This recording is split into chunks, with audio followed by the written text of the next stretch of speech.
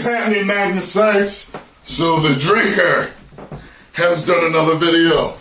It says, enough with the remakes. Now check this out.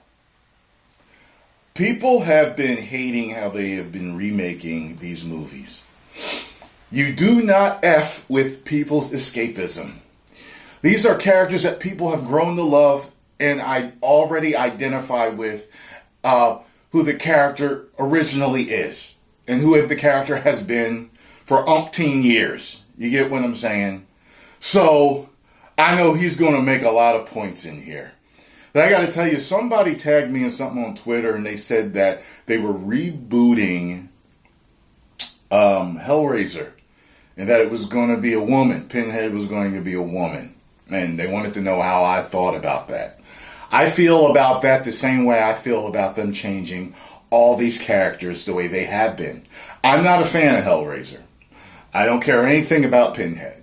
However, I will watch the mayhem unfold as they try to introduce a character that never was this or that. You know, you can't do this without ruffling a whole lot of feathers, because people already, like I said, identify with these established characters. And it doesn't have to be race, the same race as a person, the same gender as a person, for a person to identify with them. I've spoken about this before. I identify with Superman because he's a nice guy that likes to do right. He doesn't have to be my color for me to like him or identify with the character. Does making him black make it better? No, it doesn't. I think most people would say that. There's certain characters we've grown up with and absolutely loved, and we just thought of them as a cool character, you know? Identify with Blade, not only because he's black, because he's a badass motherfucker that don't take no shit from people. Get what I'm saying? It's not just because he's black. Yes, he's a black man, and I like that. That's cool. But at the same time, like I said, he's a badass motherfucker that don't take no shit. You know what I mean? There's a lot of characters I identify with that I absolutely love. Wonder Woman wants to do the right thing. I identify with that. And I love gorgeous women. And she is that. You know what I mean? Like, anyway, let's see what the drinker has to say. Because they are remaking everything. I know people are flipping out about The Little Mermaid right now. And people have to understand that the racists are the ones getting the spotlight for being the majority of the hate. But I think most of us that have a thumb on the pulse of the fandom know it's not that.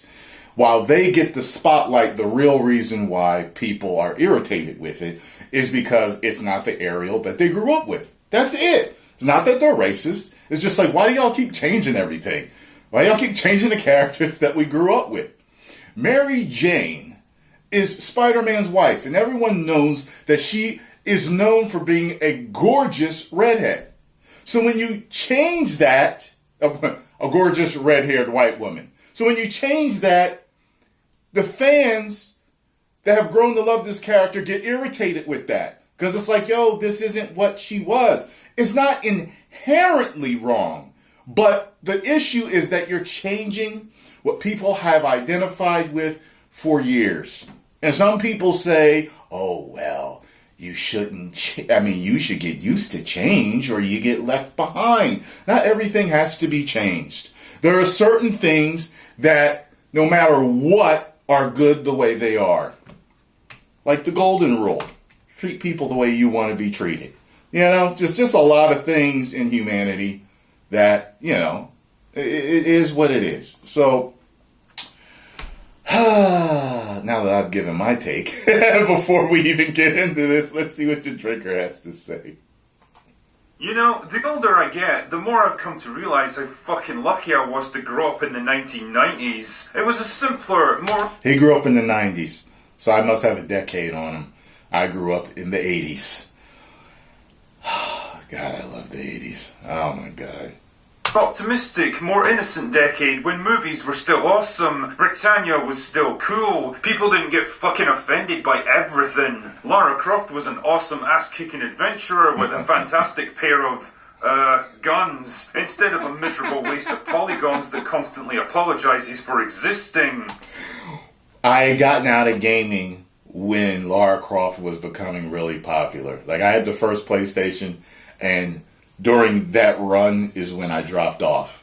So I was into Tekken and a few other things, but I never got into Resident Evil. As I was leaving gaming, Resident Evil came out, Lara Croft, and everything else. So that's funny. That's funny to me. But that was that era. It was a time when going online was a once-a-week treat that cost £10 an hour and required a trip to a special cafe instead of an all-consuming dystopian nightmare where people spend millions of man-hours arguing with 12-year-old edgelords on the other side of the world. It was also the era of the Disney Renaissance, a roughly 10-year period of unbridled creativity and commercial success, when true. Disney's animation studios cranked out classic movies like Beauty and the Beast, Very The Little true. Mermaid, Pocahontas, The Lion King, Hercules, Mulan, and Tarzan. They were fun, exciting, heartwarming adventures that dealt with timeless themes and ideas, and if you were a young kid in the mid-90s like me, then I can pretty much guarantee you knew the soundtracks to these films off by heart. Truly, it seemed like Disney could do no wrong. Oh, how times have changed. The wide-eyed kids of the 90s are now cynical 30-somethings weighed down by the responsibilities of adult life, probably with asshole kids of their own, and quietly pining for the simple, carefree days of their childhood. I was just thinking, could you imagine, like, the whole Hellraiser thing? If that thing is true, could you imagine them doing, like, a new Nightmare on Elm Street, and it's like Frida Krueger? What's the female equivalent of Jason? I don't know. Jasania? Jasania? Friday the 13th, starring Jasania. Like, it just cracks me up. Like, I don't understand why they have to check all these boxes. Like, one day, I assume Superman, they'll do a Superman movie and he'll be a dwarf. And people won't have a problem with dwarves. They have a problem with the fact that that's not Superman. Everybody loves dwarves. You know what I mean? Dwarves have been in entertainment for a very long time. And they've got their own set of things they've dealt with that were bad and good for them. You know what I mean? But it's just so strange to me that they keep twisting and changing things so much. I mean, entertainment's already inclusive. It's already inclusive. That's the strange thing about it. You know, it's like these established characters don't have to be changed to bring people in, because there's already original characters of every single walk of life that is very popular out there. All you have to do is license the right IP, the right book, the right anime, whatever it is. There are stories from Africa, from Asia, from, you know, the Americas, you know, all over that you can license original characters and from all walks of life and blow these movies up to the sky and make blockbusters and TV series out of these already original characters.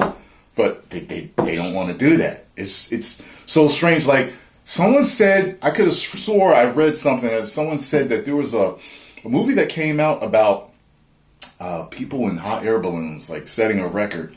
But the two people that did it were men, but the director changed one of them to a woman to be inclusive. I'm like, what? What?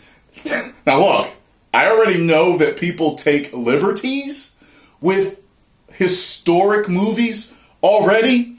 I mean, people are fighting all over the Woman King right now. And, you know, like, I get it, but, like, certain things I think go way too far. You know what I mean? Like, and I know with the Woman King, that people are saying they make the bad guys the good guys and all this other stuff. But there's a lot of other movies out there that weren't accurate. So I understand why certain ones get a pass and certain ones, you know, don't. Like, I don't get that. Is it a color thing, or is it because everyone's so extra sensitive now, or whatever? I'm ranting right now, but stuff is just strange. I mean, what are they going to do? Make a movie about Martin Luther King one day, and he's actually going to be a woman. It's going to be Martina Luther King. I don't, you know what I mean? Like, meanwhile, the once family-friendly and patriotic Disney has mutated into a horrifyingly monstrous parody of its former self. An insatiable, franchise-gobbling monster relentlessly consuming good ideas and beloved characters to churn out an endless conveyor belt of bland, mediocre sludge.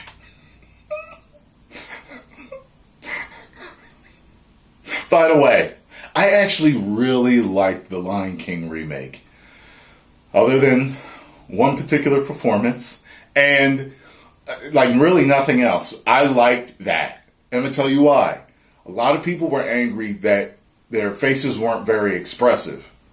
However, more based in reality, animals don't smile and all that, or at least very few animals smile and, you know, have human-like expressions on their face. So I was like, this is funny. I even pointed it out to Scarlett when we were in the thing. I said, you notice how their faces don't smile and they don't...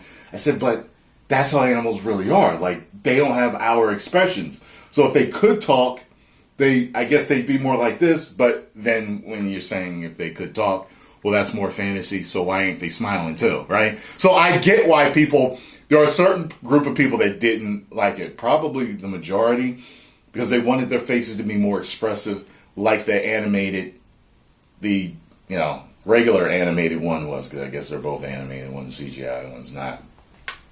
But I get both sides of it. I liked it, you know, but yeah, anyway.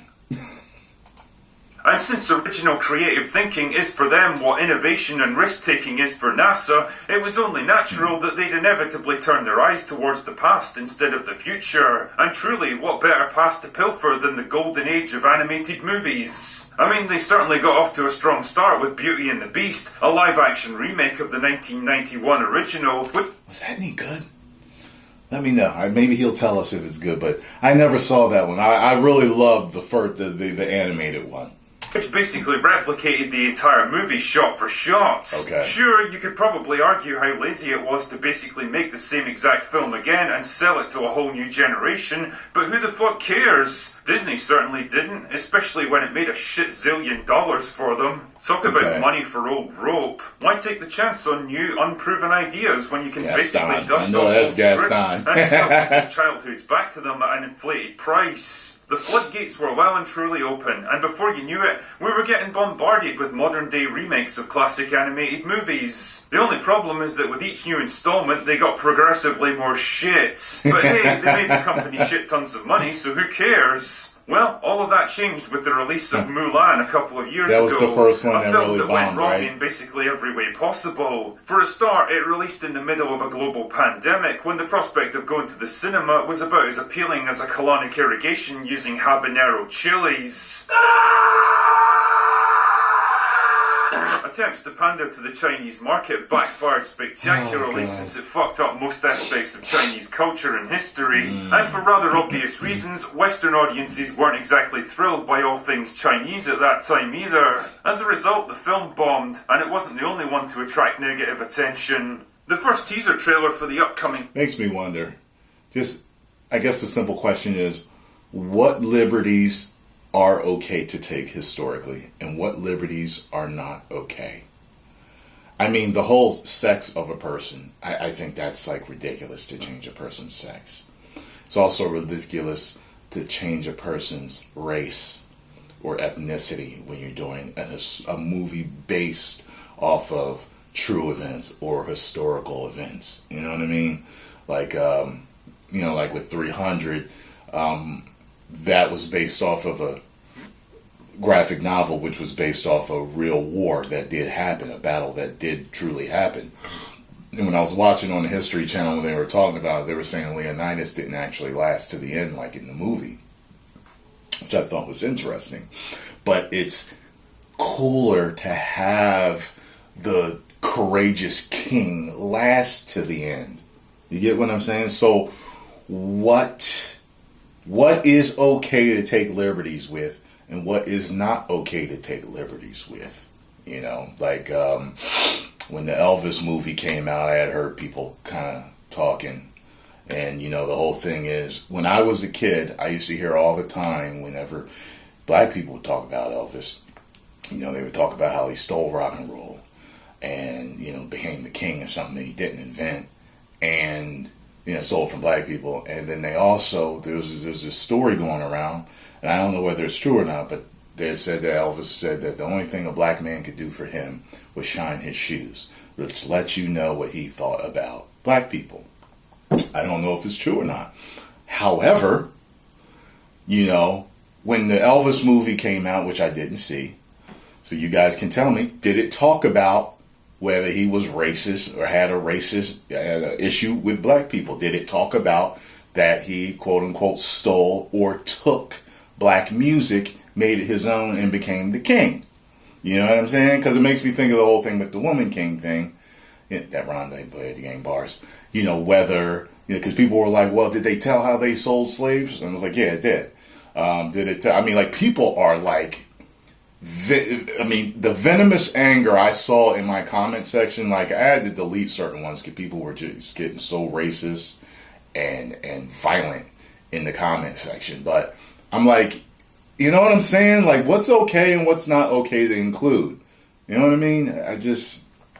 people were saying, oh, well, they were destroyed by the French. But then people were like, well, that wasn't the battle that was in the movie. So why are you mad about that? This happened before that whole thing happened. I just saw so much. So what's okay to include? When you're doing a movie about a group of people or one person, what should you put in everything? Or should you, take out, what do you do? You know what I mean? It's interesting. Me personally, I would say be as accurate as possible. That's what I would say, because I think that every movie could be made really well if you do it accurately, as long as you tell it right. I understand, like the whole thing with Leonidas lasting to the end when he really didn't, when he died earlier in battle. That could have been done right with the men moving on in his name. You know what I'm saying? It could have been done, but it was based off of the movie. Based off the graphic novel, which was based off of the real life events. So in the graphic novel, he lasted to the end. So, you know what I mean? Like, it's very interesting subject to discuss. Remake of The Little Mermaid has got one of the most brutal YouTube ratios since Frost decided to publicly torpedo her own company live on air. And I've seen thumbnails for this. Apparently GTV is going through something right now because of this. I saw the whole thing. I don't think I even covered it. But I was just like, wow, okay, we going in, all right. It's going to make people mad. I know it's going to make people mad. You guys know I actually interviewed for a host position for GTV. Yeah, it was like a couple of years ago. You know what I mean? I can't remember exactly what it was, but I had to remember something. I had to remember a script for the position, and I didn't remember it. And so I got interviewed, and I did pretty well, but I think they may have had an issue with the fact that I didn't remember it. It was I got sidetracked with things, so that's my fault. But shit, if I had gotten the part, would I have wanted to be part of GTV right now with all this hate and hell that they're getting from fans? I don't know. You know what I mean? Maybe I guess it's good that I messed up and, And to be honest, it's not entirely hard to see why, because this movie basically exemplifies everything that's bad about these fucking remakes. And no, I'm not talking about the fact that the actor playing a mythical sea monster has got slightly different melanin levels in her skin. Disney baited the fans with that one because they knew they could use the resulting backlash to silence any actual criticism of the movie, and they fell for it hook, line and sinker. Okay, that's enough nautical references for now. The bigger issues are more fundamental ones that you can apply to basically all of the Disney remake movies. For a start, take a look at the colour palette of this thing. Look how dark and muted and subdued everything is, and then compare it to the original animated movie. You see how much more bright and vibrant and interesting that world looks? Yeah, it's completely unrealistic that the deep ocean would look this way, but it doesn't really matter, because it's an animated movie with its own visual style, and that style allows the artist to set their own rules for how you engage with it as the audience. sense. But the moment you bring live action into the equation, you immediately constrain yourself with the limitations of what people expect to see in the real world. That means the deep ocean is now a dark and foreboding place where Ariel is framed like some kind of terrifying monster instead of a plucky heroine longing to experience the world above. Jesus, if you swap out the soundtrack for a horror theme, the face reveal feels like it should be more like this. This particular I actually thought it was fine. I did. I think you guys saw my reaction to the trailer. And that's his opinion. He's welcome to it. I know a lot of people have probably the same opinion. I didn't think it looked bad at all, and I thought her singing was great. But I was like, I told you, the world is burning, and I'm sitting here watching it. I'm no longer going to behave emotionally about a lot of these things. I'm just going to watch it because I've already said my piece in several videos, and I'll continue to say my piece. I think they're going to continue to lose money over and over and over and over and over again until they finally get the idea that people would rather have original new characters with different races rather than, or genders and everything else, every other walk of life, rather than changing the characters that they grew up with. You know what I mean? It is what it is, So I was fine with it. I thought the singing was great, but I don't think it's going to be a hit. I think it's going to bomb massively. And I don't think they're going to make any money. And who knows, maybe they've got enough money to continue over and over again to keep doing the same thing until they're broke. I don't know. But sooner or later, they got to course correct because people cannot stand this stuff. The majority of people can't stand it. So problem was especially noticeable in The Lion King, where the animators had been given the almost impossible task of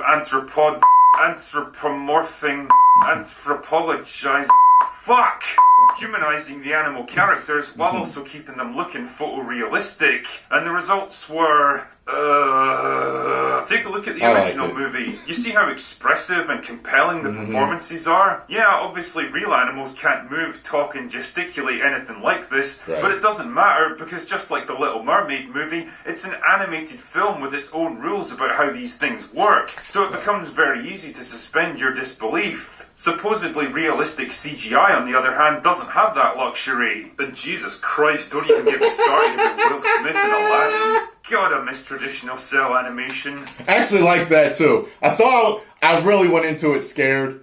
I was like, I think I'm going to hate this. Let's see. But it ended up being a lot more entertaining than I thought it was going to be. But yes, I know it had certain elements to it, definitely. Yeah, I know it's more labour intensive, and I know it can't deliver anything like the detail you get in Pixar movies, but holy shit, there's just something so much more satisfying about it. Knowing that actual artists had to draw and animate this stuff frame by frame, instead of pre-built character models running a series of programmed movements, is just so much more human and charming. Every fucking Pixar movie nowadays looks exactly like the one that came before it. They all have the same bland, generic, soulless look about them, like you're eating a meal made from the same basic ingredients, only arranged in a slightly different way. I mean, would it kill movie studios to release the occasional film using traditional animation for once? Another issue that's been coming up more and more with these remakes is the alteration of characters and storylines to appeal to modern audiences. Yeah. I saw a video the other day where they were talking about, they were like, we don't see any more of their animated movies anymore. I'm like, holy shit. You're right. We don't see the animated movies anymore. It's all CGI movies, which is a form of animation, but you know what I mean? The hand-drawn stuff, we don't see that anymore. I miss that. I really do. I wish we got both, because I love Pixar stuff and the CGI animated stuff, but hey, can I get the, shit, even Dragon Ball Super's last movie went CGI or computer animation. I liked it, but I enjoyed Dragon Ball Super Broly way more than I liked that last movie, and a lot of it had to do with the hand-drawn aspect. By the way, are we going to get an uncut version of that that's going to show us what happened in between Bardock sending Goku off and, getting killed by Frieza? Let me know. It started out with little things, like Emma Watson insisting that Belle be an inventor and engineer in Beauty and the Beast, because I guess being a fun-loving, intelligent young woman desperate to get out into the wider world and escaping vicariously through the medium of books just wasn't enough for her. She had to make her into Elon fucking Musk as well. But whatever, it was just a minor change that didn't matter that much in the grand scheme of things. But what it did do was set the precedent. The problems, however, became more severe in Mulan, which basically reworked the protagonist's entire character arc to pander to the insufferable modern convention that female characters have to be fundamentally great at everything right off the bat. No inspiring lessons about the value of hard work and perseverance here. It was all about appealing to female empowerment in the laziest, most superficial way possible. Speaking of which, here's a little hint from a January 2022 interview with star Halle Bailey about the direction The Little Mermaid is going to take. I think everyone will be pleasantly surprised by some updates of the themes of the film, more so on Ariel's side of women empowerment and her taking her power back. I mean, I thought the original Ariel was pretty empowered already, considering she saves Prince Eric's life on more than one occasion, and her decisions drive the entire course of the story, but whatever. Exactly. I guess because she occasionally needs help from other people, she's just not modern enough. Can't wait for Eric to be transformed into the same useless, bumbling buffoon template that Disney used for every single male character in their movies these. This made me so angry. So damn angry. Because there were articles coming out talking about he was also supposed to be force sensitive, and it was supposed to build something around him and her, and they decided to make him a damn buffoon. Right! I hated that they did that to him, because I like John Boyega as an actor, and I was stoked. I was like, this is so different.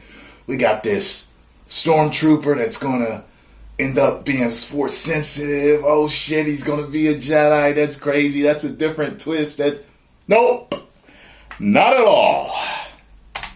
Days, and Ariel to be an unstoppable kick-ass girl boss who fixes everything all by herself. Modern writing, everyone. Fuck knows what it must be like to be a little boy growing up in the 2020s. The sad thing, though, is that actresses like Halle Bailey are going to get unfairly caught up in the crossfire here. I mean, I'm sure she's a perfectly nice person that'll do a great job with the role, but none of that really matters because all people are talking about now is the backlash against her casting. And for what? If the real objective here was to create more lead roles for diverse actors, which is absolutely a good thing, then why not come up with new stories specifically for them, instead of deliberately stirring up controversy by crowbarring them into stories that have already been told?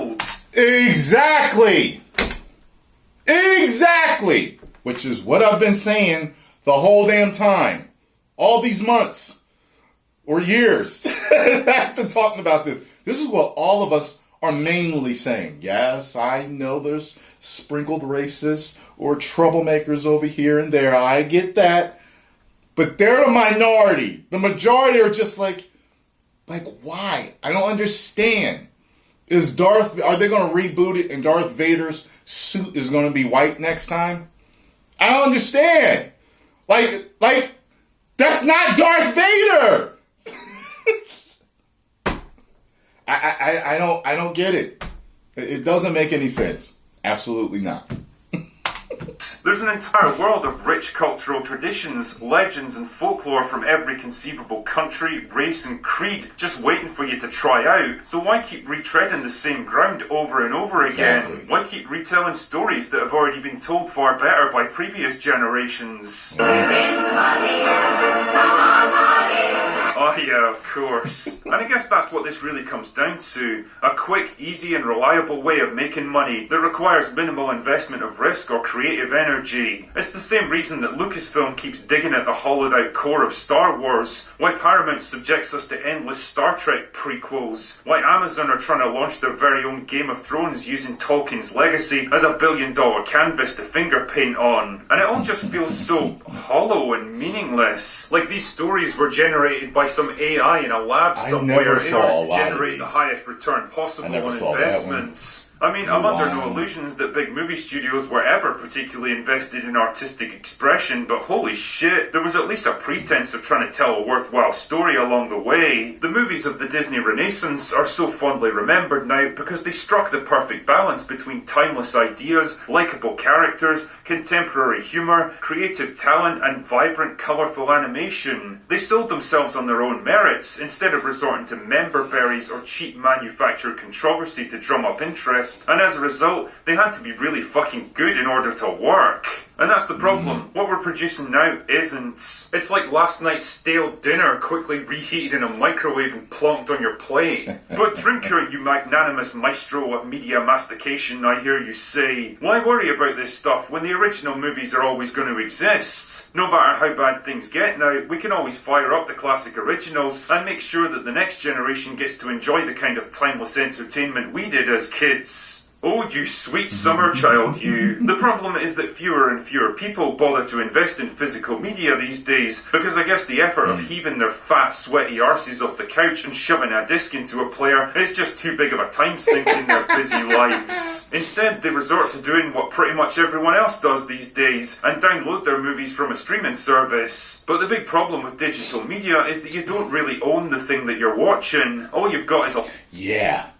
And I own a lot of stuff digitally, and excuse me, I think I'm going to start buying everything else that I get with the Blu-ray or HD disc, along with the code, so I own them in every form and fashion, because if they're changing stuff digitally, you saw what they did with the Spider-Man clip. Everybody was too sensitive for that. It was just a damn joke, and they cut that. And it's like, okay, so if you want to see the original one, you got to make sure you find a disc out there that somebody owns that, hopefully you own it, where you can say, oh, okay, that's what it was. You know what I mean? It's a license to download the source file, and if that source file should ever be removed or altered, well, then you're shit out of luck. We've already seen the little edits and tweaks that companies have started making to older movies that are now considered problematic. How long do you really think it's going to be before it starts happening to newer stuff? Movies that contain scenes or depictions or story beats that someone somewhere in some miserable corner of Twitter finds offensive. Characters that don't quite align with the rules of modern writing. Storylines that go against the message. The fact is that the past is no longer sacred, and it definitely isn't. I don't know how many reactions it took, but now I'm saying it with him. Like, how many of you, when you watch him, say it with him? It's like a really good show that you got going here, drinker. I am now saying your lines with you. Safe. Because there are fewer and fewer people who care about preserving it, it's more vulnerable than ever to the insidious, grasping manipulations of the present. Little by little, scene by scene, movie by movie, the stories that once captivated and inspired us are being quietly removed and supplanted by cheap, cynical, soulless reproductions. And if we're not careful, if we don't push back against this shit while there's still time, then we may just find ourselves in a world where there's nothing left to protect. Anyway, that's all I've got for today. Go away now. Great job, man. As usual. I tell you, he didn't say anything that none of us haven't already been saying, man.